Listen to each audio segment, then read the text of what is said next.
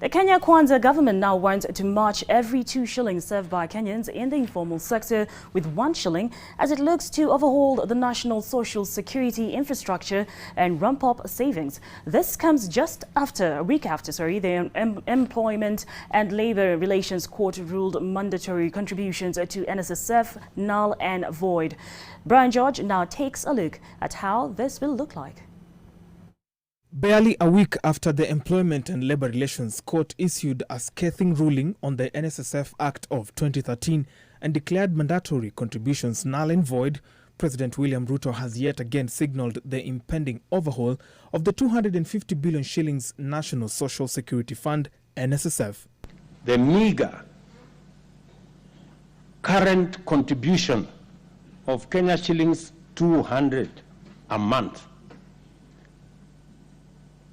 adds up to 72,000 over 30 years.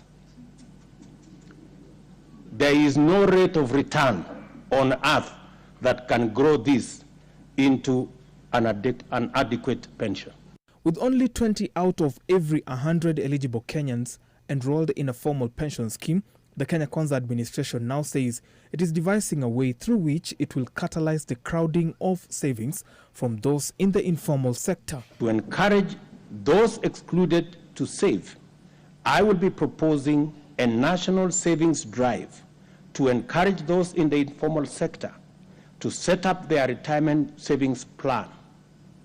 For every 2 shillings saved in the scheme, up to a maximum of 6,000 a year, the government will contribute a shilling for every 2 shillings saved. Kenya's informal economy employs 15.3 million, accounting for 84% of the total labor force in the country. The Kenya Kwanza government now faces an odious task of roping this segment of the labor force into Kenya's formal pension bracket. Brian George, Otieno, NTV, Nairobi.